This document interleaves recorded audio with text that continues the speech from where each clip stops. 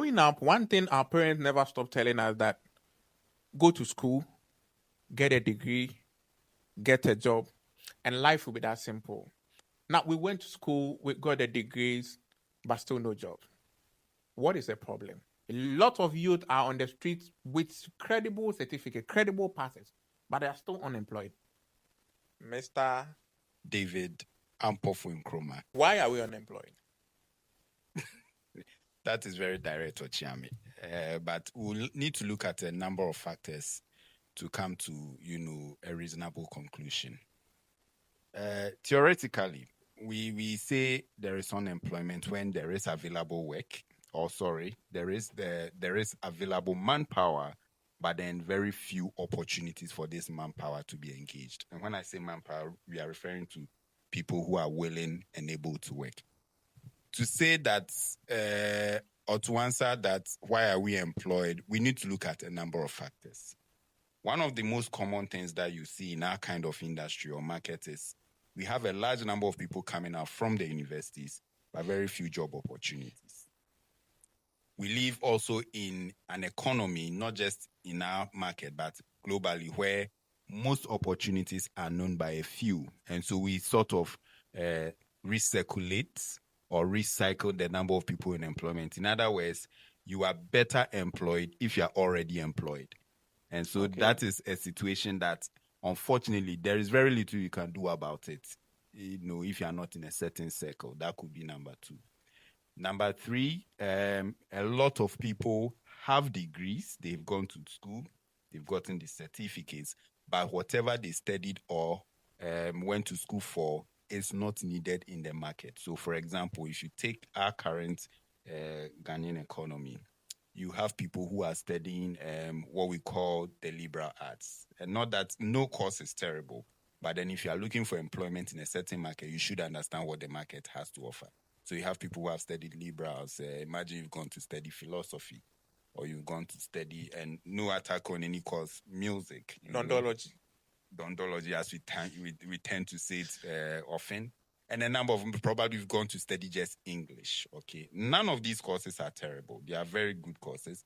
But then that the market is not ready to absorb such programs. So if you have these certificates, then you need to think of ways to make it valuable or make yourself valuable beyond these certificates. So if that's one of the situations, so you have people coming out with such degrees, but then the market is looking for another set of skills or preparation. So if you look at these three reasons, this could easily tell us why a number of people are not employed in this country. So what should influence what we choose to do in first year of the university? First of all, you really need to have an idea of where you want to go. Okay. And that is where career planning comes in. Unfortunately, the concept of career planning is still in its infantile stage in our country. When I say it's still in our infantile stage, we are in a situation where parents or guardians look at the current situation and then decide that, okay, I would want my child to be this person or that profession and so on. So, for example, your dad is in the accounting field and he notices that the HR field is actually booming or people are making it in the HR field in his time, in his lifetime. Obviously, if he's choosing a course for you, probably in senior high or even the university, he will go for a business program and say that you are going to study HR. But what he doesn't know is that that field may not evolve beyond his lifetime. Okay. And so you find a person pushing their word into a program without really thinking of what the future holds. We need to look into the future and not just look at our now and decide. That is one of the key reasons why people are making wrong choices with their programs that they are studying in school. Where does the problem stem from? The problem sometimes stems from even the child's, when in the early stages of, childhood. For example, people give birth to boys or girls and parents are already forming ideas of what they want their child to be. The way he walks, my child is definitely going to be a footballer.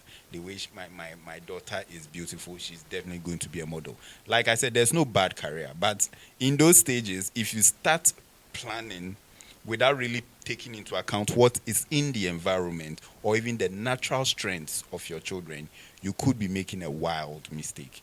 And that is where the problem starts. Now, it gets worse as they get into the senior high schools. Everybody wants his or her child to do science or general arts or business. Nobody is thinking about the technical courses. We have grown into a country where technical programs are reserved, quote unquote, for those that are not academically astute, which is wrong. Because you see, I am of the view that we should come to the place where people are trained not just cognitively, but even in their psychomotor. And you find that in the technical field. I'm not saying everybody should go there, but parents need to rethink what they want for their children. So the senior high school is the second point where we get a chance and we miss it. Then finally, the universities. Everybody wants their child to go to the university and do a business program. But there are other courses beyond business. There are courses in engineering, agric science, courses where you get raw core skills that you can work with. But then you find a lot of students fighting to go into business school without any clear plan of what they really want to do. Ministry of Education or our education system helping us enough? You've really put me on the spot. I'm not an education expert, but the little I've seen in my career is that probably there is a need to always relook at what our current educational system offers us. I think so far, Ghana actually has one of the best education programs. Oh, you mentioned. Yeah, but the problem is connecting industry or practice to theory. Before you even continue, how will you define a good educational structure or system? Like you mentioned, Ghana is having the best, one of the best educational structure.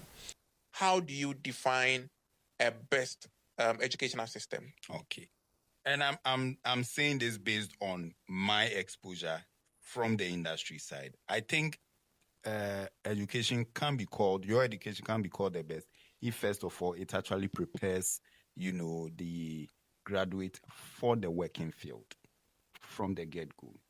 If the system actually provides the tools for them to navigate the working field and those sort of things. Now, if the education focuses more on theory and less on practicals, we have a problem. For me, I think what should happen is right from the get-go, if you look at lower senior levels, so junior high school, and then probably the senior high school, what we should be looking at is separating those who are interested from academia from those who are interested in industry. I don't know how that will be done, but we need to begin to conscientize our children that, look, school is good, but then these are the two parts. So that those that will be very interested in theory, we actually prep them for academia. Those that want to go out there and actually do things with their hands, they are prepped for practicals. And by preparing them for practicals, as much as we give them the theory, majority of the focus should also be throwing them into the real world to experience it. So that by the time they are out of school, yes, they may not be experienced, as we put it, but then they know their way around the working field and they are immediately employable.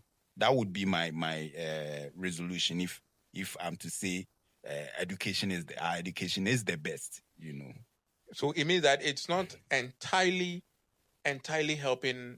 helping the youth. Very few schools actually do what I'm trying to explain. Very few schools actually give students the opportunity to actually go out there and get core skills. There are some universities, I can't mention names now, but then there are some universities that have programs in place where they actually invite industry to be part of their, teaching calendar. And they bring in experts, they bring in the CEOs, they bring in the managers to actually talk to the students. And you sit in these lectures and it's totally different from listening to your lectures. Your lectures are wonderful. They can make you think analytically. They can make you, break this down into something that would work if you are preparing a book. But then the manager on the field, who was also gone through the same education, comes in and tells you what happens in the office. But then it's another lecture. And in some cases, some of these schools actually force their students, and I'm using force here selectively, to actually go into these fields and practice at least for some months as part of the education. Now, I think if we do this for almost everybody, We may not have everybody being employed by an employer, but they may even employ themselves because they know the skills that they need to get their hands busy. You are an HR personnel in an organization where there are two people you need to employ, one who has a certificate and one who needs the job or who can do the job. Who will you employ? If it were my own business, I'll take the one who actually has the skills. And I will explain why. Then we want to explain. Okay. So in any corporate setting, what you would get is the job description. In a job description, it tells you what the jobs are. Then there is a portion for the job specification or person specification, where in that session, you're actually looking for the individual, what the individual should have. So level of education, level of experience, and all that.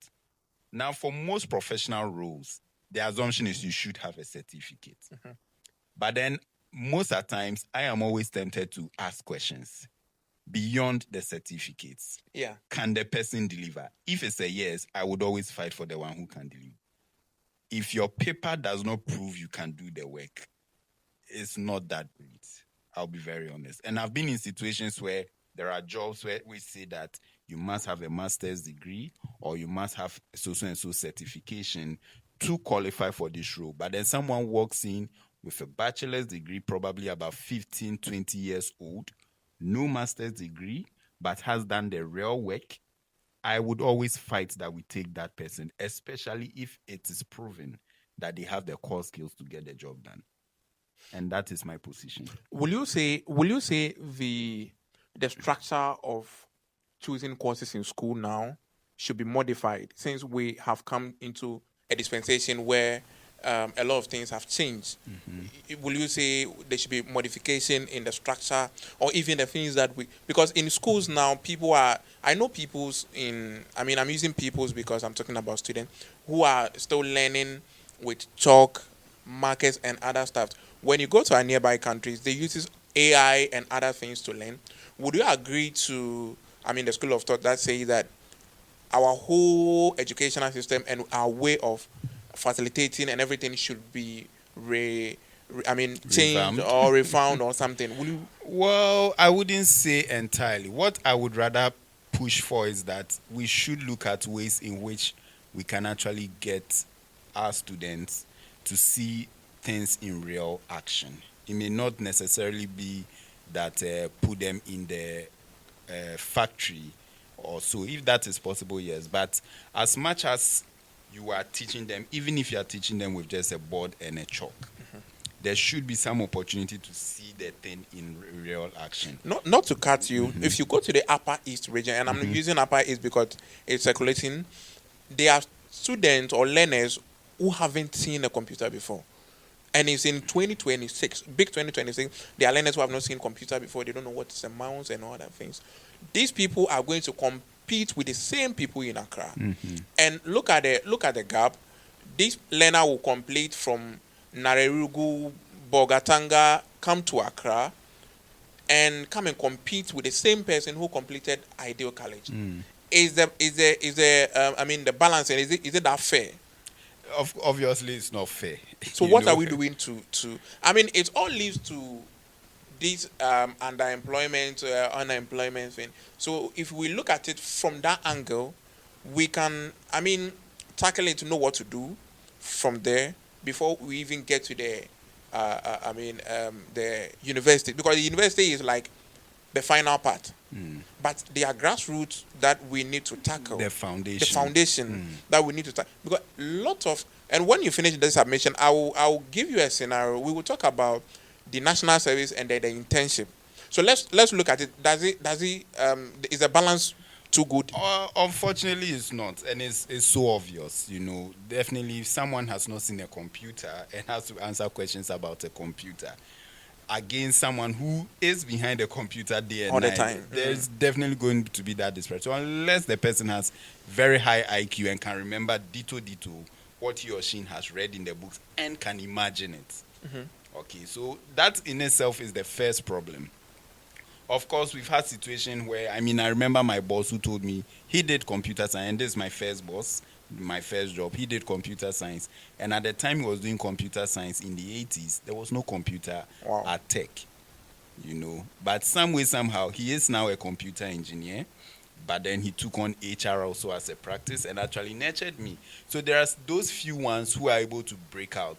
But then you should know that it's always out of the exception. They are the outliers here. So to answer your question, it's always going to be a problem. There is no way they can compete. And the only way we can actually address this is to probably see if we can move more resources up north or to some of these areas and try and bridge the gap.